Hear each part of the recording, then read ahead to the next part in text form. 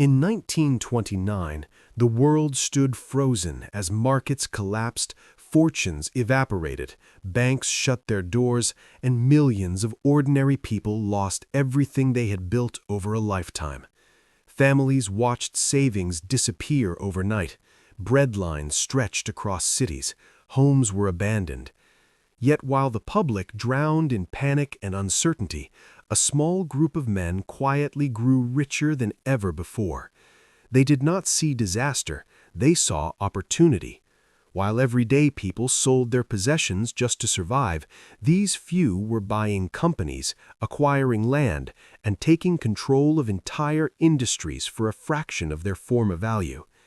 History remembers this era as the Great Depression, but for a handful of elites, it became the largest transfer of wealth the modern world had ever seen. The Great Depression is usually remembered through black and white images of soup kitchens, empty factories, and hopeless faces.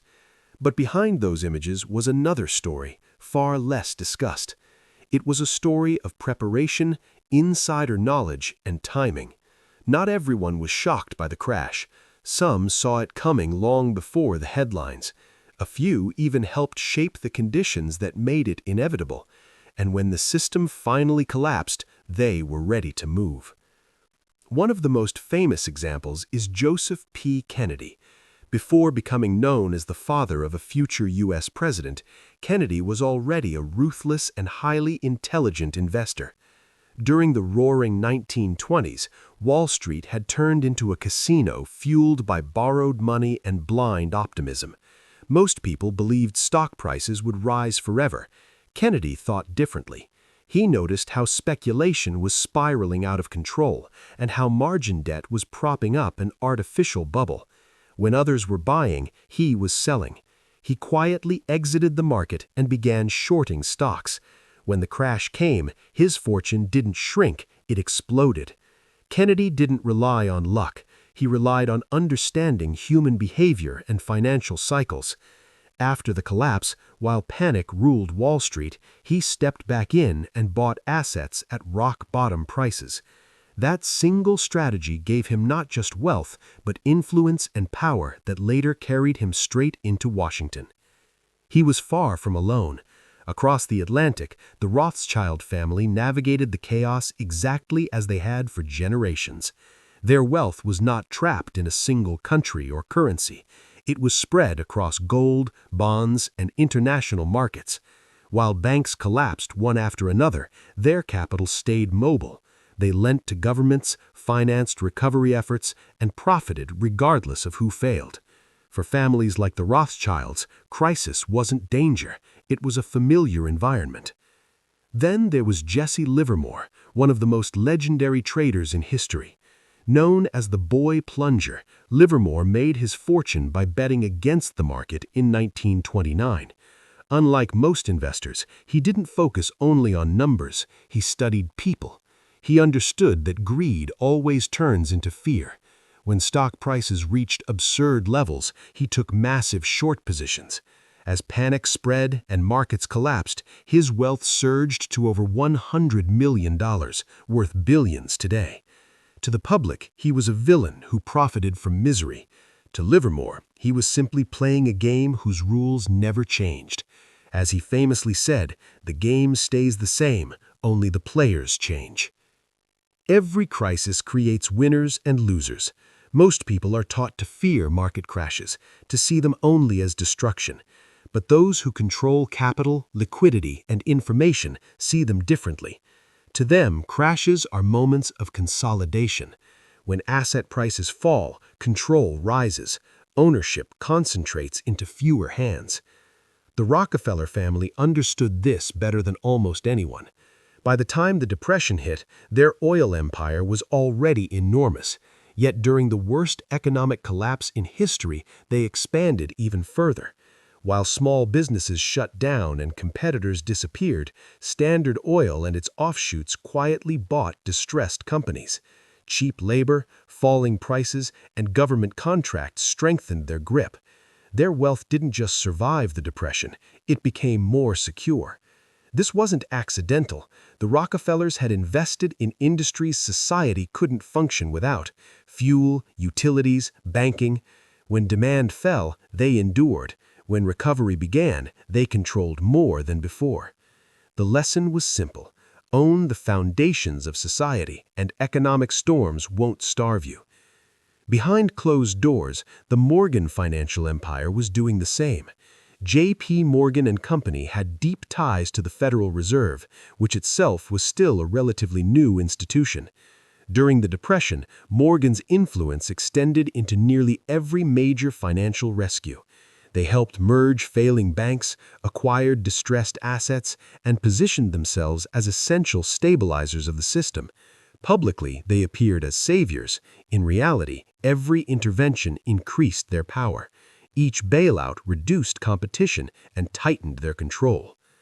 By the mid-1930s, the financial system looked very different. There were fewer banks, larger institutions, and stricter regulations that conveniently favored those already at the top. The Depression didn't destroy the Morgans, it secured their dominance for decades to come. This is what makes the era so revealing. While many see the Great Depression as a failure of capitalism, it was also a massive reorganization. Reckless players were wiped out, but power didn't disappear, it concentrated. Crises are not random events, they act as filters. Those with cash, connections, and foresight emerge stronger every time. Consider Andrew Mellon, one of the richest men in America and Secretary of the Treasury under President Hoover. Mellon believed the economy should be allowed to collapse fully, bad debts liquidated, wages reduced, prices forced down. He argued it would cleanse the system. While millions lost jobs and homes, Mellon's companies survived. They had liquidity, they could wait, and when assets hit rock-bottom prices, they bought aggressively. The suffering of the public became the opportunity of the elite. This pattern wasn't limited to the United States. Across Europe, powerful banking families shifted assets abroad before currencies collapsed. In Asia, trade monopolies tightened control over shipping and finance.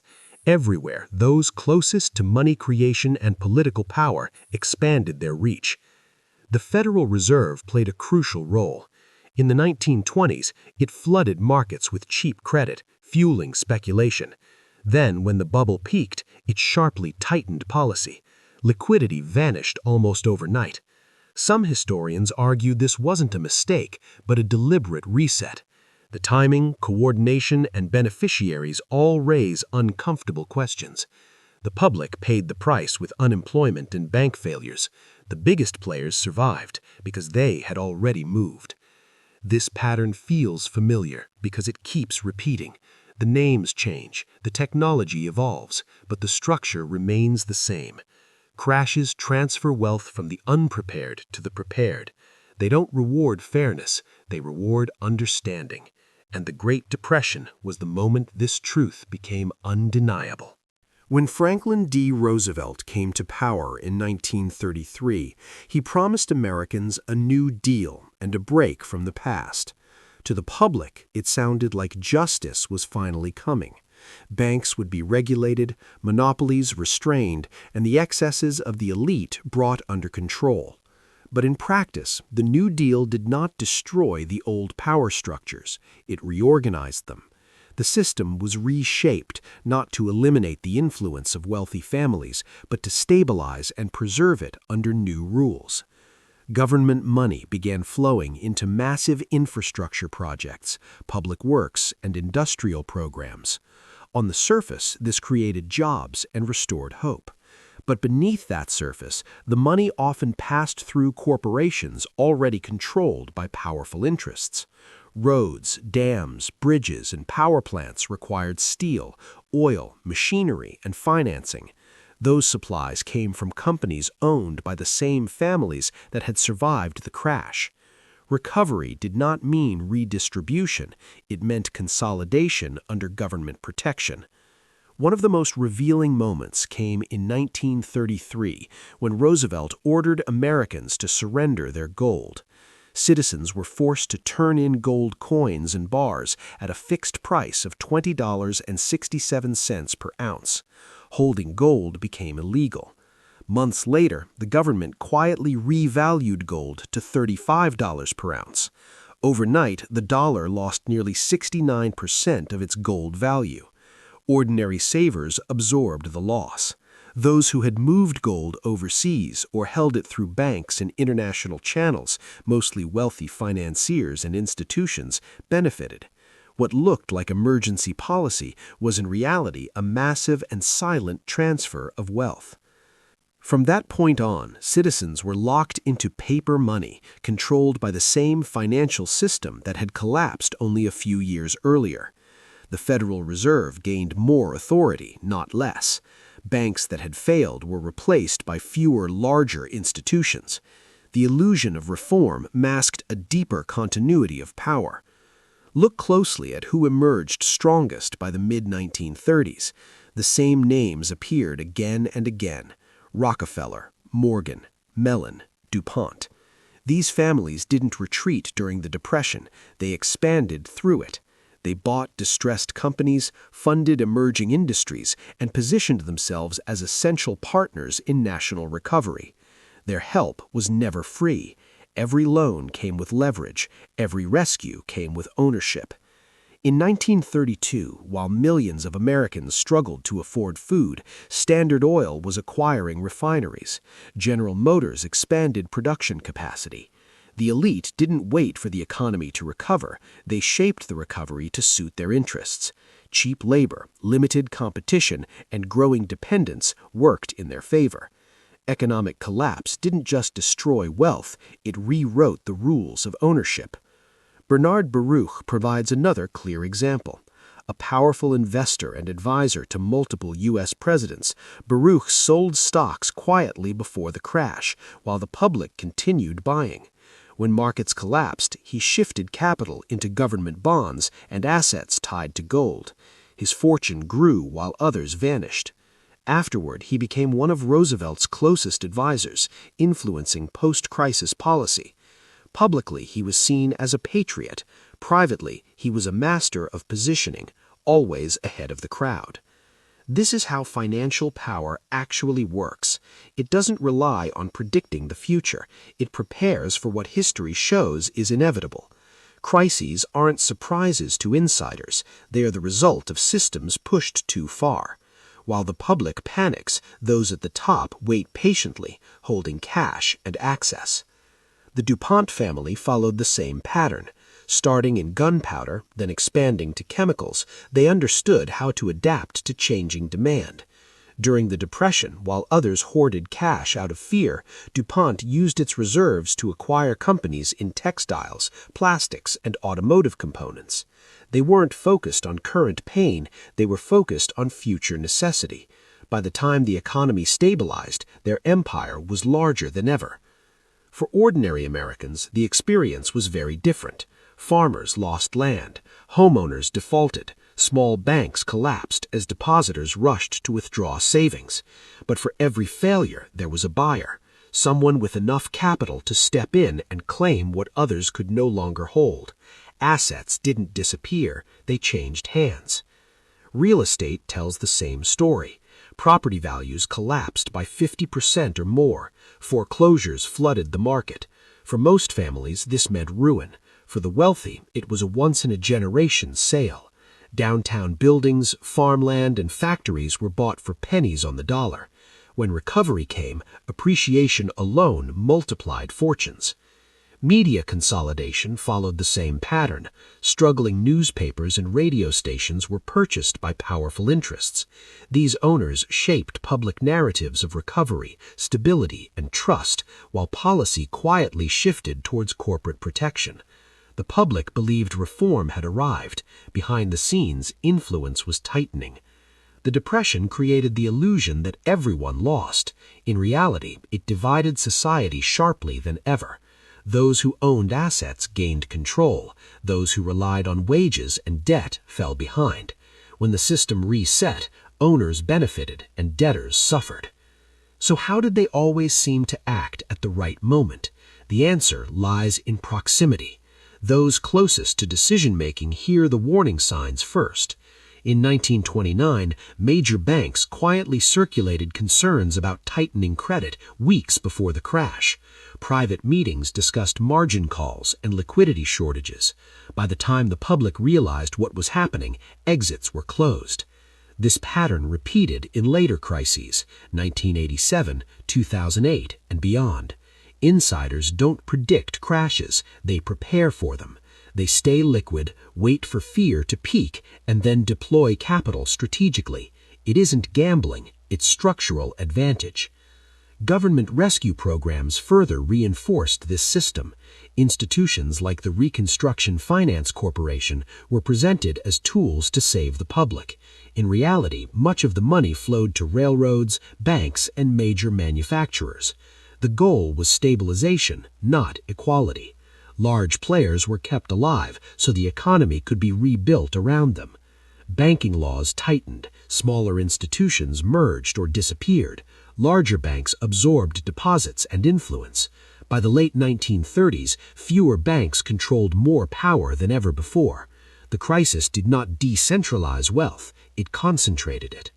Even gold policy served this purpose. Citizens were barred from holding real money, while foreign governments and banks retained access. The public was confined to paper claims managed by institutions that had already failed them once. Reform became another word for control. When you step back, the pattern becomes impossible to ignore. Every major collapse removes weak hands and strengthens strong ones. Trust erodes among the many and consolidates in the few. Fear pushes people towards whoever promises stability, even if those same forces helped create the instability. The billionaires of the Depression were not lucky, they were structured. Their wealth was rooted in control of production, credit, and policy. Consider Henry Ford during the Great Depression. While many manufacturers shut down completely, Ford slowed production but refused to disappear. He cut wages, reduced output, yet kept his factories running. He understood something critical.